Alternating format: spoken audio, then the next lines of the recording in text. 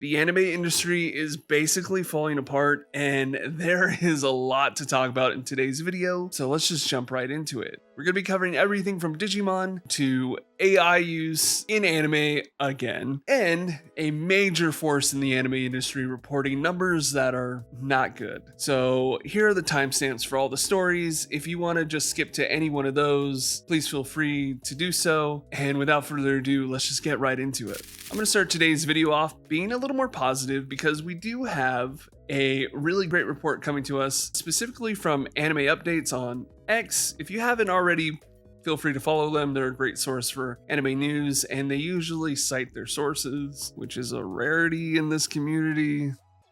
Don't kill me. Digimon has officially become more profitable than ever before for Bandai Namco, surpassing the franchise's profit from the original 2000s anime boom. The company says the record performance was fueled by the success of Digimon Story Time Stranger, alongside strong digital game and card game sales. Now, if you're an old head like me and you were around in the early 2000s, that's gonna sound crazy. Basically, back in 1999, the early aughts, you had two factions of blossoming weeb, and that was either Pokemon fan or Digimon weirdo. Can you guess which one I was? I was actually both. Just like Pokemon, Digimon sort of became a phenomenon and really did historic records. Now, unlike Pokemon, Digimon did eventually fall off shortly after the third season, mainstream wise, and ever since they've kind of been struggling to find their place in the market again. We saw a slight boom with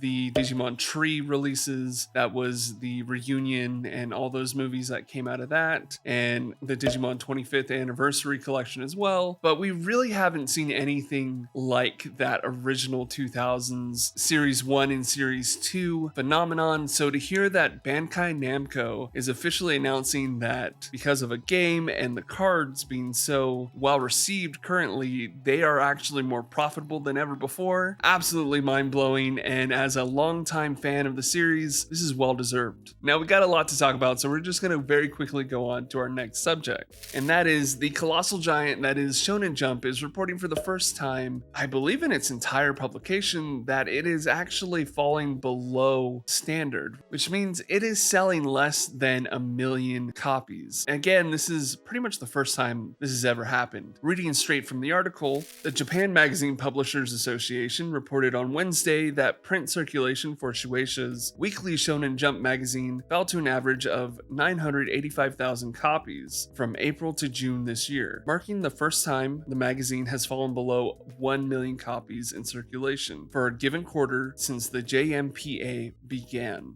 With the fall in circulation numbers, it is noted that there are now no magazines at all in Japan that have more than 1 million copies in circulation. The latest drop continues a steady decline in circulation Weekly Shonen Jump has undergone in at least the last 12 years. Weekly Shonen Jump's print circulation dipped below 2 million in 2017, and the print circulation dipped below 1.6 million during the period of January to March 2020. The magazine's record circulation was 6.53 million in 1994. At the time, it was serializing Dragon Ball, Slam Dunk, and other manga. The AJPEA's report on overall publishing industry in Japan for 2025 showed a decline of 1.6% for the publishing market as a whole in 2025 to a market value of 1.6305 trillion yen, roughly about $9.8 billion.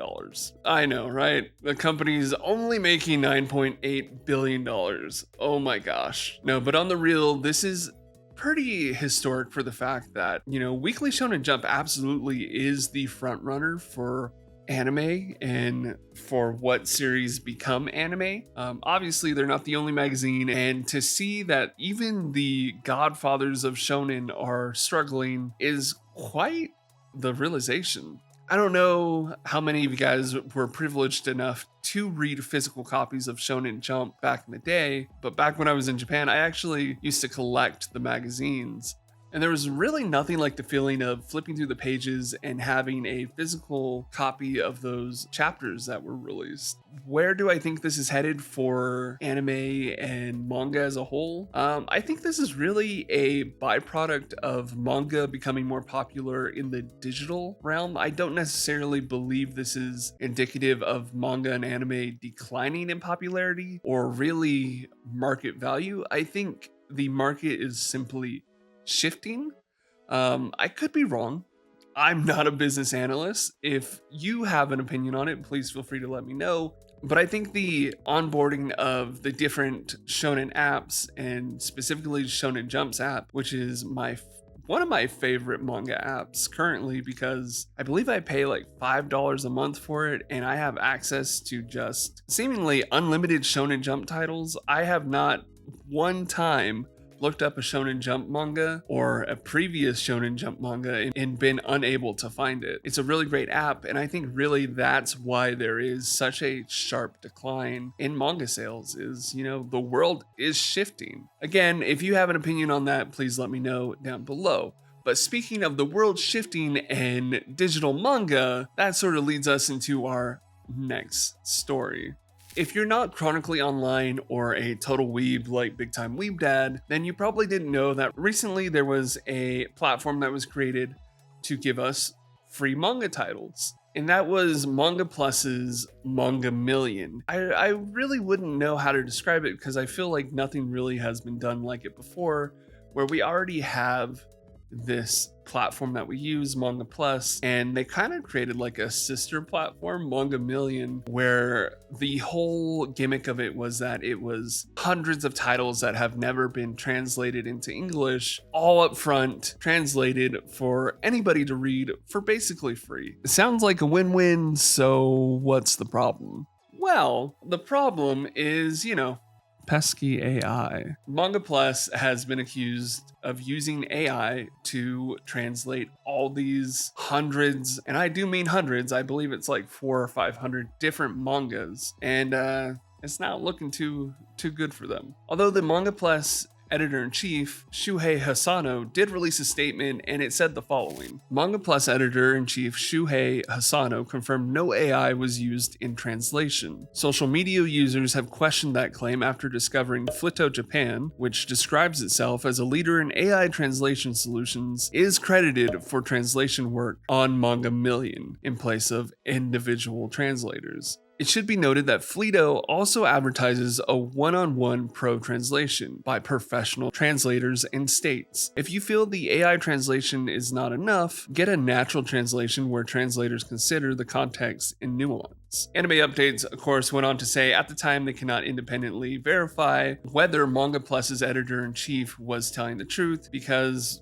really there's no way to verify his claims at the moment. So we're definitely looking at a situation where the moral aspect of it comes into question. If you haven't seen my last video of AI in manga, there was a lot of great discussions in that video's comment sections, and a lot of people were actually pro AI in anime and manga, which was very surprising. Now, I don't know if the same is true when it comes to translations, because AI in translations is a direct competitor for human translators. Somebody is most definitely losing a job. Well, not even just somebody. Hundreds of people are losing opportunities if we're using AI. But, people online did have a couple opinions on it, so let me read a couple of those opinions. Instantly, this went from the sickest to the lamest thing ever. Wow, way to go, Shueisha. You're reading for free and want the company to pay a translator? You read pirate manga translated by fans and complain about AI doing a better translation. The happiness barely lasted. Shueisha's manga platform is having translations done by a company that deals with AI. It's no use trying to combat piracy by putting out content of questionable quality. Just because it's free, this makes it hard to want to support the official version. How else would they translate so many manga in so many languages? I hate it. Yes, you translated a lot of pages in a short time, but the outcome will be bad. No thanks to that.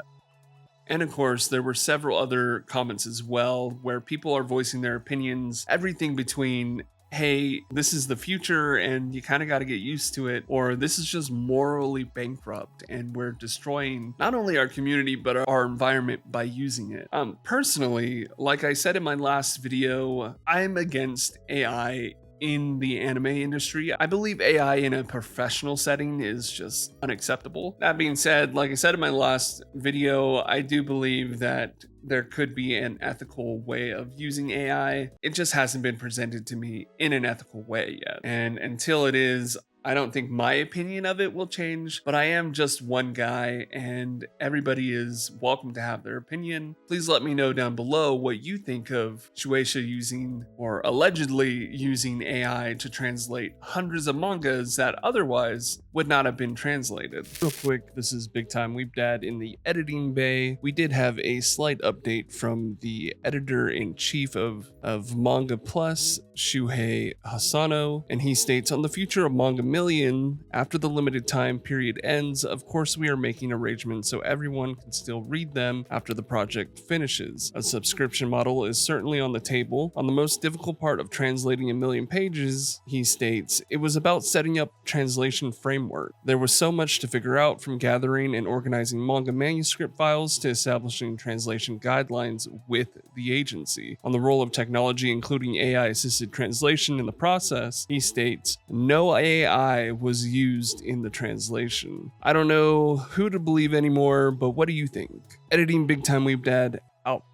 Now, for our final story today, we kind of have to talk about Gachiakuta. And although we should be celebrating that Gachiakuta is officially getting a season 2 and we've gotten several visuals from it, no, we have to talk about Gachiakuta, some of its artistic contributors, and its fan base. Oh Lord, help me. I feel like I need to give you some slight credentials before you just straight up LARP me. I love Gachiakuta. In fact, I was one of the few people who made a video on Gachiakuta way before its season premiered and before it blew up. I made a video really promoting it and saying that it was going to be one of the next big things. And I'm really glad I did, because it did, and it is. Everybody loves Gachiakuta. Not everybody loves their fans, including its mangaka, who has already been ran off the internet by Gachiakuta's more toxic, louder fans, and now a contributing member to its art, specifically its graffiti aspects, Endo.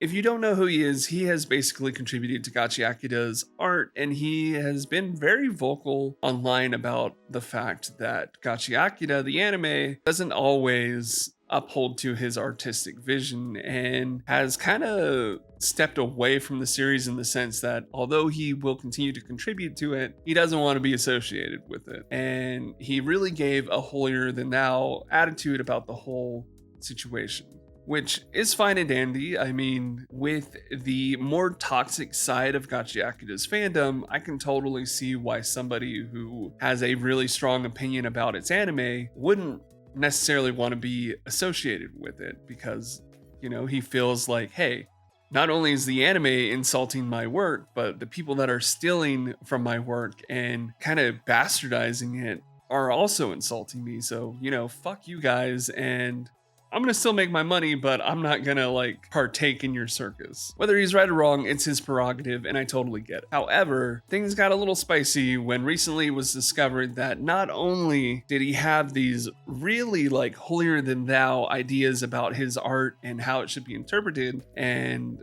what is proper and what is not, homeboy got caught using AI. That's right. Several people have pointed out that for a while he has kind of sprinkled in hints that he might be an AI user. He's had a chat GPT for a while, and the fonts that he's contributed to the Gachiakuta manga have also come into question from time to time. But really this blew up because he was using AI to create character designs on his Instagram, combining his semi-nihilistic view on his art and what his art means and what he's willing to throw away if his art isn't interpreted correctly with using AI slop. People were quick to call him a hypocrite. And I don't know where I stand with this, because like I said, I totally 1000% have seen, heard, been at the receiving end of the more toxic side of the Gachiakuta fandom. There is a extremely entitled group of people that belong to that fandom, which isn't wholly unique to Gachiakuta. I mean, every popular anime has a toxic side to its fandom. It's just part of being popular, right? You just have to accept it. But there is something so mind-bendingly extreme about the way some of these people interact with its creators, and I'm not here to pass judgment on if the creators are guilty of, propagating any kind of hate or anything like that. That is for the individual to decide and not me to tell an individual. What I am saying though is the way that you publicly interact with people is visible to everybody else, and everybody else can see that you're being a little toxic, baby. So yeah, like I said, it's not surprising to me that he has kind of had a negative interaction with the fandom, especially because of how certain parts of the fandom are. But this is part of the bigger question of AI use in anime and manga. It seems that it is becoming more and more industry forward. A lot of people in the industry are using it, and not necessarily using it openly, but they're being caught using it. And that is causing a lot of the issues. I guess I would like to pose the question of, if you knew your creator was using AI to begin with, would that be better than having to catch them? Like if Gachiakuta had a asterisk that said, some of the font and character designs are AI generative, would that change your opinion on the series? Or would that honesty sort of be enough for you? Where do you stand with AI in the industry? Let me know down below. I love when you guys give your opinion, and I love talking about this stuff. It's such a huge issue in the industry right now, and yeah, a lot of you are very vocal, and surprisingly, a lot of you are very supportive of AI. So I'm curious to see if that's still true. Anyways, that's all we got for today. Thank you for watching. If you liked this video, feel free to subscribe. I make news content every once in a while when I feel like it, but other than that, I make anime and manga content all the time. And yeah, I'm Big Time Weeb Dad, and I'm out.